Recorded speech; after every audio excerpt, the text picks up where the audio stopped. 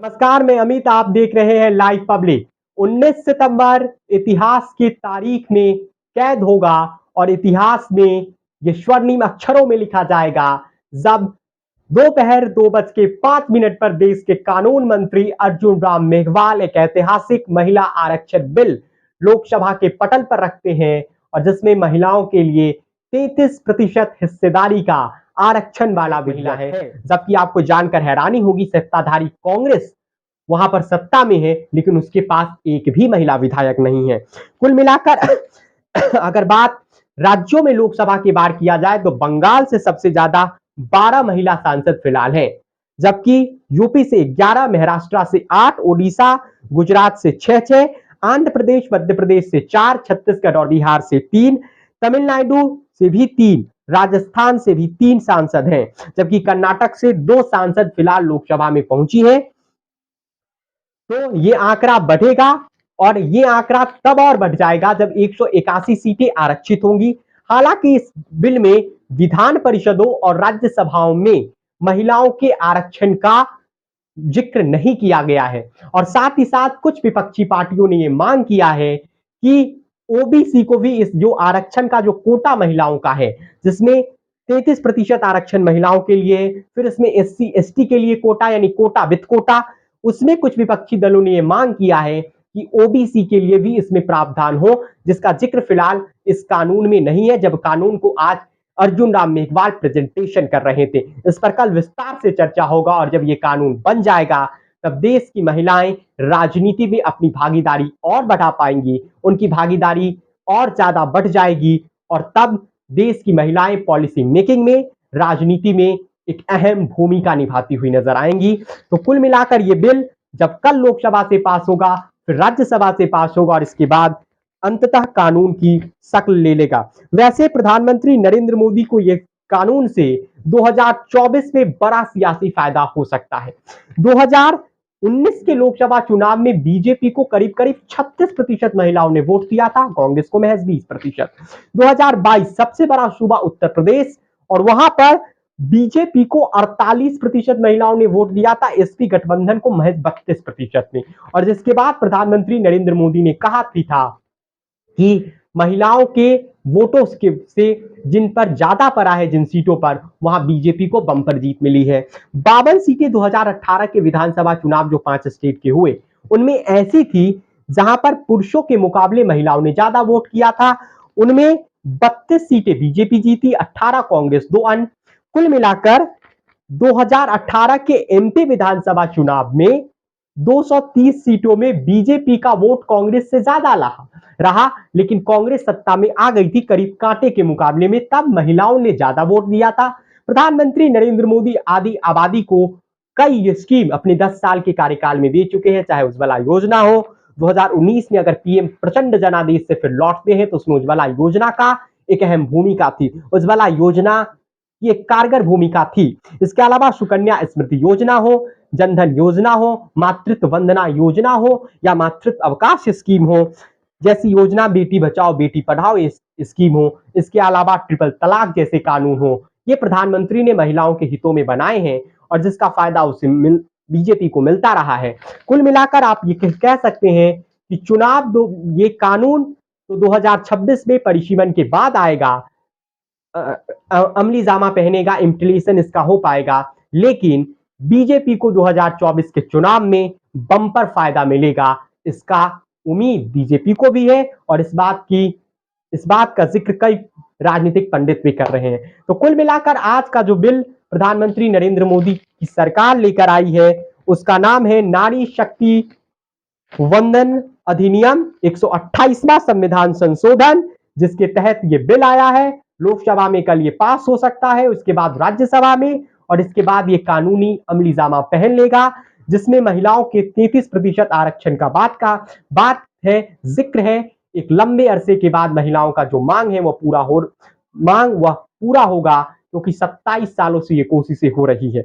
इसके अलावा इसमें एससी एसटी के लिए आरक्षण की भी प्रावधान है, यानी कोटा विद कोटा, जिसमें कुछ विपक्षी दलों ने ये ऐतराज जताया है कि ओबीसी वर्ग के लिए भी इसमें आरक्षण की व्यवस्था हो, यानी कोटा विद कोटा में ओबीसी वर्ग को भी जोड़ा जाए। कुछ विपक्षी दलों ने ये मांग किया है, जिस पर कल देखते हैं कि कौन कौन सी विपक्षी दल इस पर क्या कहती है।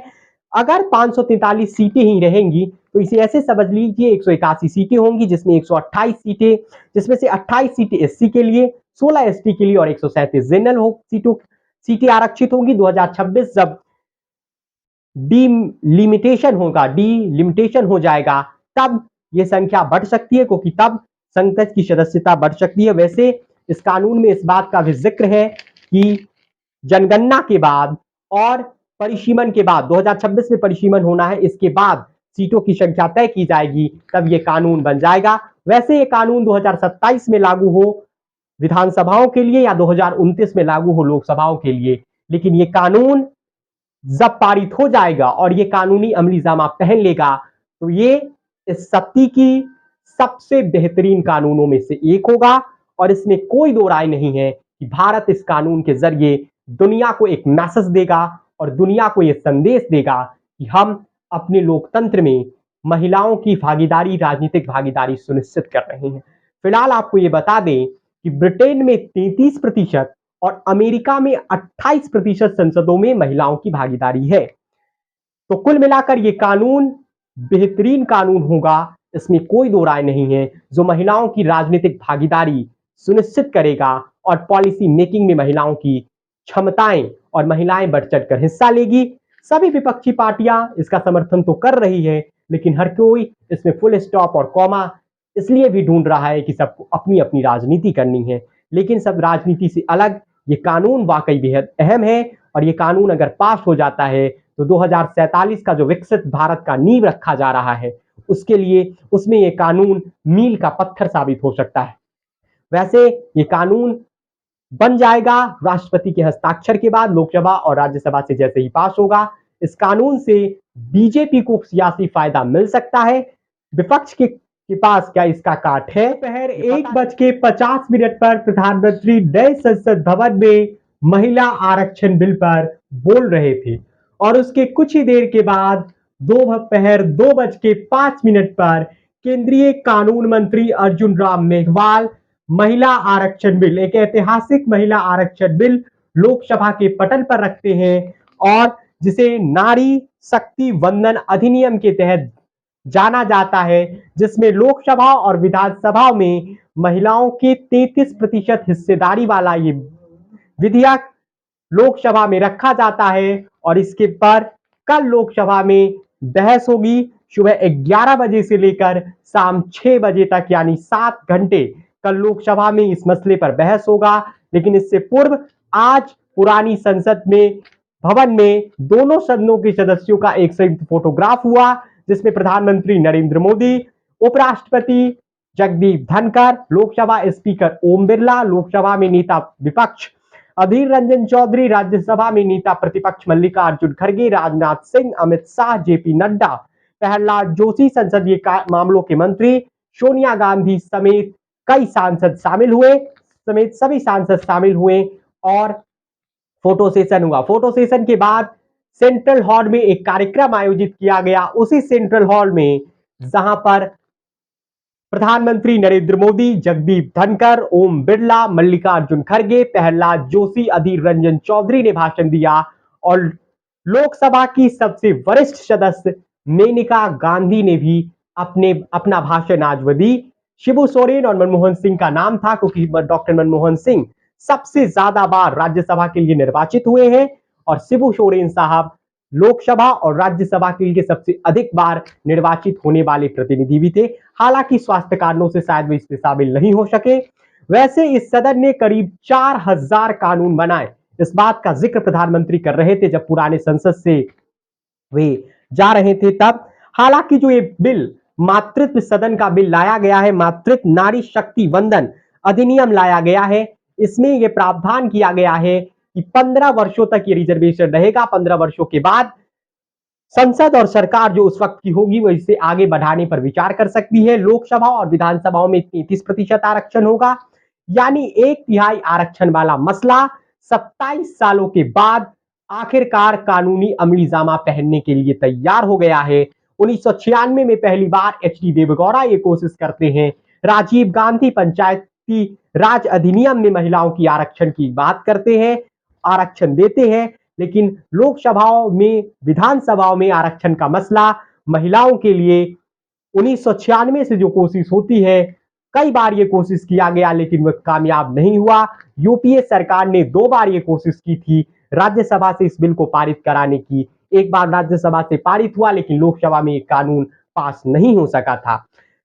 प्रधानमंत्री नरेंद्र मोदी ने कहा कि ये कानून सर्वसम्मति से पास होना चाहिए ताकि इस कानून की शक्ति और कई गुना बढ़ जाए। महिला शक्ति हर सेक्टर में आगे बढ़ रही है, वे पॉलिसी मेकिंग में भी अपनी महत्वपूर्ण भूमिका निभाए। वहीं सोनिया गांधी ने आज पार्लियामेंट में कहा ये अपना वाला बिल है, यानी सोनिया गांधी भी कई दिनों से ये कह रही हैं कि ये बिल पास होना चाहिए, विपक्ष भी ये कह रहा है। वैसे ये बात सच है, क्रेडिट वॉर शुरू हो गया है। विपक्ष ये कह रहा है कि कांग्रेस ये कह रही है ये बिल हमने लाया था, इसलिए ये बिल पास होना चाहिए। हमने भी कोशिश किया था और जिसके बाद नरेंद्र मोदी सरकार इसे कानूनी अमली जामा पहना रही है। लेकिन ये बात सच है कि कांग्रेस तब लोकसभा में इसे पास नहीं करा पाई और जिन दलों ने तब विरोध किया था आज वे कांग्रेस के पार्टनर हैं इंडिया समूह अलायंस में। लेकिन ये बिल जिसमें कई बातों का जिक्र किया गया है, पहली कि लोकसभा में 1952 में कुल मिलाकर 24 सदस्य जीत कर आती है, यानी करीब 5%, और 2019 में करीब 82 महिलाएं चुनकर आती हैं, जबकि अभी संसद में मौजूद है 82 महिलाएं। जब ये कानून बन जाएगा तब 181 सीटें महिलाओं के लिए आरक्षित हो जाएगी, जिसमें से 28 एससी के लिए, 16 एसटी के लिए और 137 जनरल के लिए, यानी एससी एसटी और जनरल के लिए इसमें एससी और एसटी के लिए इसमें आरक्षण का प्रावधान किया गया है कोटा विद कोटा के साथ।